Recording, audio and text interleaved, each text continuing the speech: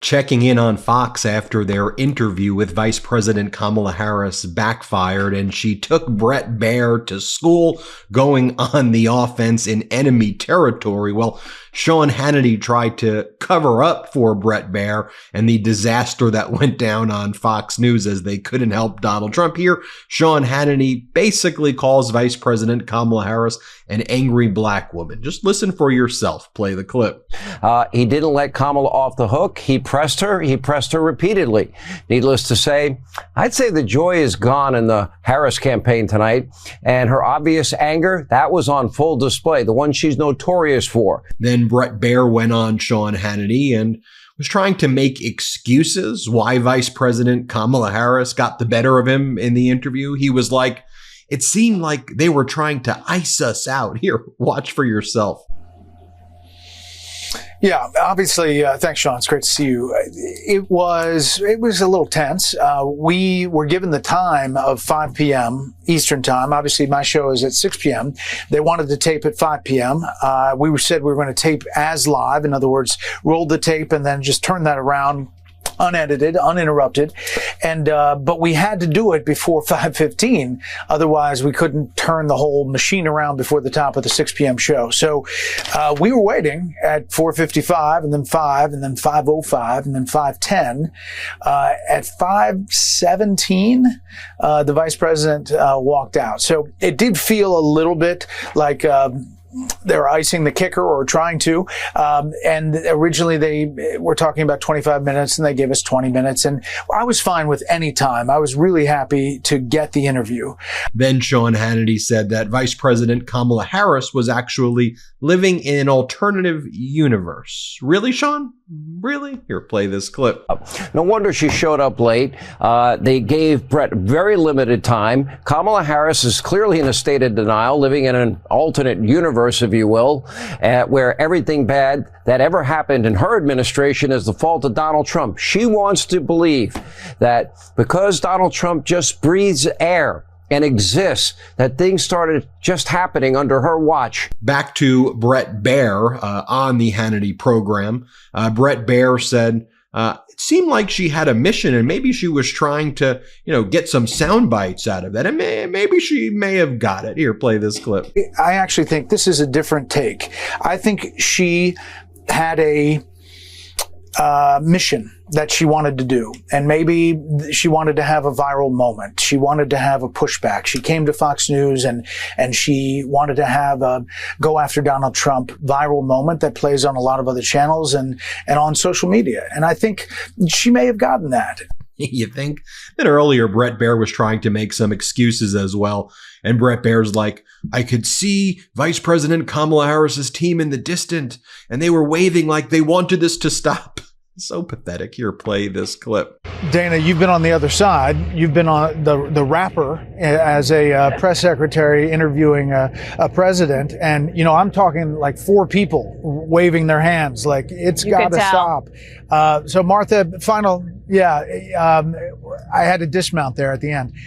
There's so many things, and she maybe should do more of these. And Jesse Waters had on his show Don Jr. Earlier in the day, Don Jr. was doing this, by the way. I'm not sure what that even is.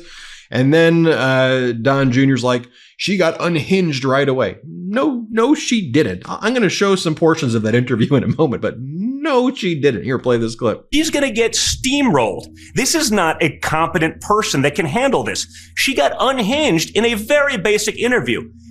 Our enemies would love a Kamala Harris presidency. They are. Then Don Jr.'s like, and the mainstream media is not going to play the clips. I think they are. We want to show those clips because Vice President Kamala Harris, the contrast between Vice President Kamala Harris and Donald Trump. Have you seen this meme of Donald Trump going around right now? Well, the difference here could not be more stark. The contrast cannot be made more apparent. Play Don Jr. here, though. Play the clip. One like me who's been paying attention, and it should be evidence to the rest of Americans once they see that interview. But of course, I'm sure the mainstream media will not show anyone a single clip because that would be the end blacked out of their propaganda. Yeah. Cat food has been the same forever. It's time for cat food to move into the 21st century. Don't you agree? That's why you've got to try Smalls. It's time to make kibble a thing of the past.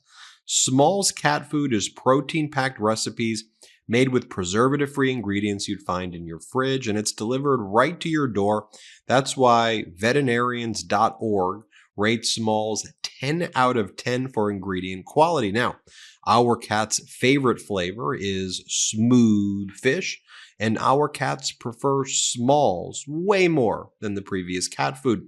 I legitimately did a taste test. I didn't actually eat it myself, but put two bowls side by side, and they immediately went to Smalls. Smalls was started back in 2017 by a couple of guys home cooking cat food in small batches for their friends. A few short years later, they've served millions of meals to cats across the country. I feel better knowing I'm feeding my cat real food, not burnt kibble. I could finally open a packet of cat food and not get nauseous. I actually recognize the ingredients in a packet of Smalls food. So after making the switch to Smalls, 88% of cat owners reported overall health improvement. That's great. That's a big deal. The team at Smalls is so confident your cat will love their product that you can try it risk-free. That means they will refund you if your cat won't eat their food. Now is the time to make the switch to Smalls, so head to smalls.com. It's easy to spell, SMALLS.com, smalls.com/Meidas, and use the promo code Meidas at checkout for 50% off your first order plus free shipping. That's the best offer you'll find, but you have to use our code Meidas for 50% off your first order. One last time, that's promo code Meidas for 50% off your first order plus free shipping. Go to smalls.com/Meidas. Then you had Republican from Georgia, Jeff Duncan. He was on CNN, and he said, look, she went into enemy territory and handled business. Play this clip. Well, I think we first got to start off. She dove into the deep end of the pool with Fox News and Bret Baier, and she did extremely well. She answered the questions on message. And, look, the Republicans she's trying to track down right now at this point in the campaign are not the Republicans she's going to flip from Trump to herself. She's just trying to flip those Republicans that weren't going to show up and vote and just sit on the couch. I think they heard a message today that was consistent, and they were able to figure out, do they want somebody who's more liberal than they are, or somebody who lies to them every day? And I think at the end of the day, more Republicans that sit in the middle are going to flock towards somebody that they can legislatively work with that's more liberal, but doesn't lie to them every time he opens his mouth. Jonah, I want to get your overall impression of. And then here you had Brian Stelter reiterating that. Play the clip. Exactly. I totally agree, Ashley. I think this strategy from Harris was a Google strategy. She wanted Fox viewers to start to Google some of the things she was saying, because some of the comments she was making in this interview are foreign to the Fox audience. For example, General Mark Milley saying Trump is a fascist to the core. That's barely been covered on Fox News. So she was able to get some of those talking points in. This was the most adversarial interview Kamala Harris has probably ever done. Instead of getting to debate Trump again, she got to debate Bret Baier. And a lot of viewers are going to come away saying, wow, she's willing to do that. That's a sign of toughness and strength. Yeah, it's impressive indeed. And here you had Max Rose on CNN reiterating it. Play the clip. That was a home run because she sent the one message that needs to be sent, which was, I will go anywhere at any time and show the courage necessary to speak to every American, because that's what a real president does. The primary critique against her prior to this point was that she was not doing enough interviews. No one thought that the Fox News interview was going to go swimmingly every step of the way. Everyone knew it would be adversarial, but she showed exactly what she needed to show, which was that she is a leader ready to be president on day one. Laura Ingraham on Fox. She tried to cover it up. So who's your other Trump surrogate? Well, Jesse Waters got Don Jr. Usay. Now bring in Qusay. Saddam Hussein's kids. Let's bring in Eric Trump. Eric Trump, let's see what you got to talk about. Play this clip. So your dad was at the Detroit Economic Club yesterday and put on, I thought was just like a masterclass. That phrase is used so, too frequently, but it really was a masterclass in leverage negotiations, why tariffs are an important tool in negotiations. And I thought to myself, Kamala Harris could not do that if her life depended on it. Explain the Federal Reserve. What does it do? Explain how, the Fed, works with interest rates. How does that affect markets? Do you think she could do that? I mean, I know you're going to say no, but she couldn't do that again if their life depended on it. Also, it wasn't the Detroit Economic Club. The Detroit Economic Club is where Donald Trump apparently soiled himself in public. Again, the Chicago Economic Club was the more recent one. Here, Eric Trump says that Vice President Kamala Harris never really had a job because she didn't sign the front of checks. Eric, tell us Americans how you really feel about us, okay? Here, play this clip. Well, I mean, Laura, she's never actually had a real job, right? I mean, she's been in the federal government her entire adult life. She's never signed the front of a check. I mean, she's And Eric Trump's like, I'm a smart guy. I'm really smart. Play the clip. The contradictions don't make sense. I'm a really smart guy, but none of us could follow it. I don't think you could follow it either. I mean, now, look, to be fair, some Fox hosts had to recognize defeat, that Vice President Kamala Harris did an incredible interview on Fox. For example, here we go. Play it. You did a great job because you asked the tough questions and you went back at her with tough questions, and she should be pleased with how she performed this evening. Here's Bret. Here's what he's got to say.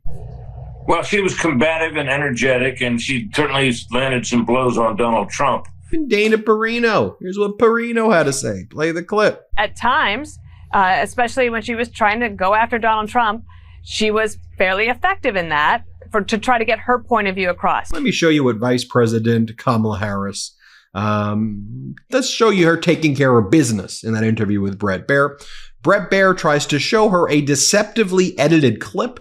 She picks up onto it right away and says, you're not showing the clip, Bret. That wasn't the clip where Donald Trump says that he wants to send the U.S. military on Americans, what Donald Trump calls the enemy from within. Here, play this clip. If he's as bad as you say, that half of this country is now supporting this person who could be the 47th president of the United States, why is that happening?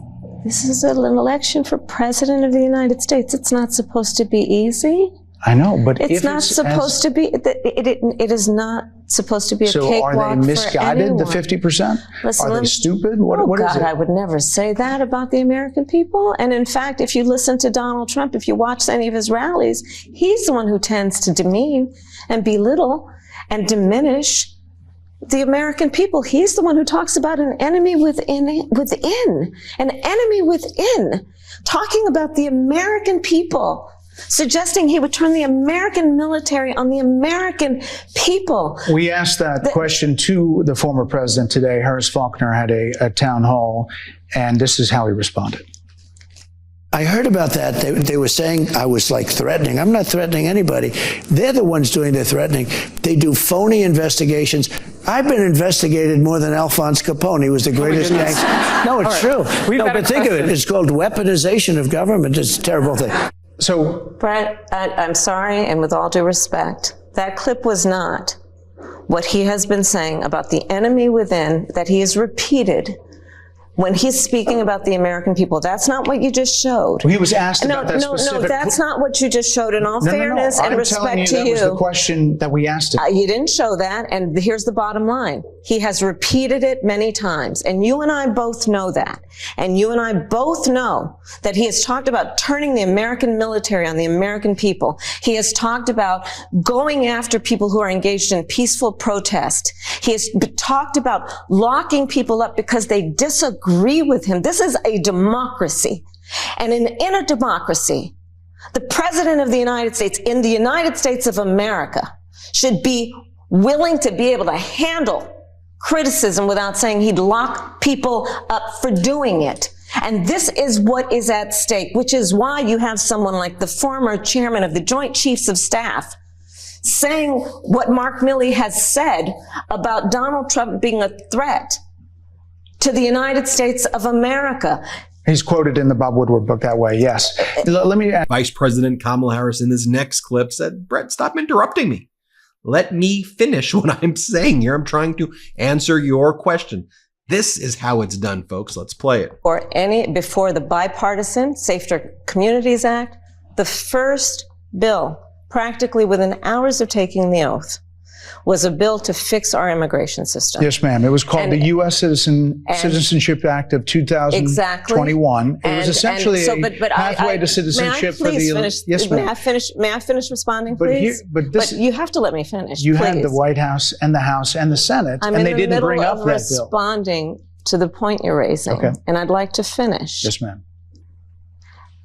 We recognized from day one that, to the point of this being your first question, it is a priority for us as a nation and for the American people. And our focus has been on fixing a problem. And from day one then, we have done a number of things, including to address our asylum system and put more resources, getting more judges, what we needed to do to tighten up penalties and increase penalties for illegal crossings, what we needed to do to deal with points of entry between border entry points. That's the work we did, and we worked on supporting what was a bipartisan effort, including some of the most conservative members of the United States Congress, to actually strengthen the border. That border bill would have put 1,500 more border agents at the border, which is why I believe the Border Patrol agents supported the bill. It would have allowed us to stem the flow of fentanyl coming into the United States, which is a scourge affecting people of every background, every geographic location in our country, killing people.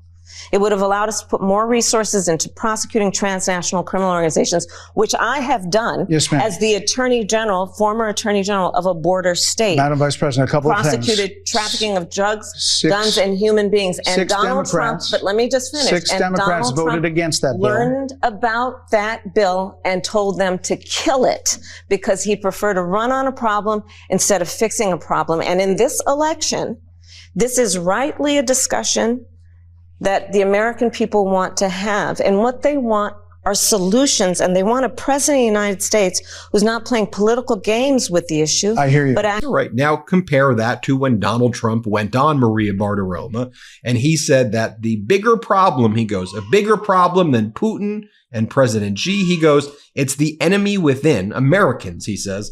And he says that he will send the military on Americans. Play the clip. Are you expecting chaos on Election Day? No, I don't think so. Not from the side that votes for Trump.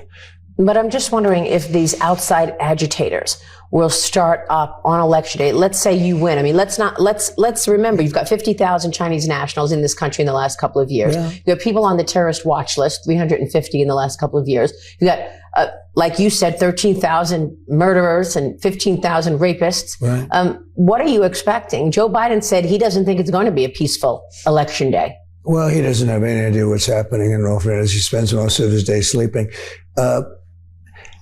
I think the bigger problem is the enemy from within, not even the people that have come in and destroying our country. By the way, totally destroying our country. The towns, the villages, they're being inundated. But I don't think they're the problem in terms of Election Day. I think the bigger problem are the people from within. We have some very bad people. We have some sick people, radical left lunatics. And I think they're and it should be very easily handled by, if necessary, by National Guard, or if really necessary, by the military, because they can't let that happen. Yeah, that's the clip you weren't showing, Bret Baier, and many clips like that where that's what Donald Trump said. But we, the people, and we, the Meidas Mighty, we know those clips because we show them every day. Here, Donald Trump, just compare what you saw with Vice President Kamala Harris there to hear Donald Trump at this bizarre Oaks, Pennsylvania town hall where he just shuts down the town hall in the middle of it. He's like, can I just bob my head to music? Here, play the clip. Let's not do any more questions. Let's just listen to music. Let's make it into a music. Who the hell wants to hear questions, right? Isn't that beautiful, though? It's so beautiful. We played that in Butler, Pennsylvania. We had a moment of silence, and then we had the bells of Notre Dame go off, and then we had a great opera singer, Christopher, who was so incredible, and a great, great opera singer. And remember the interview at the Chicago Economic Club that Fox was like, oh, it was so good. Really? It was the worst. So take what you just saw of Vice President Kamala Harris and contrast it to this. Justice Department is thinking about breaking up Alphabet, as Google likes to be known now. Should Google be broken up? I just haven't gotten over something the Justice Department did yesterday, where Virginia cleaned up its voter rolls and got rid of thousands and thousands of bad votes, and the Justice Department sued them that they should be allowed to put those bad votes and illegal votes back in and let the people vote. So I haven't gotten over that. A lot of people have seen that. They can't even believe it. The question is about Google, President Trump. Yeah, look, Google's got a lot of power. They're very bad to me, very, very bad to me. I mean, I can speak from that standpoint. And also contrast it to this. Play the clip. You move too quick. No, you got to be able to finish a thought because it's very important. You know, this is big stuff we're talking about. You can't go that quickly. You've gone from the dollar to So let me mackerel. just tell you. So I said, no, I'm just telling you basic. It's called the weave. It's all these different things happening. So let me just say. So I said to Mnuchin. Well, there you have it, folks.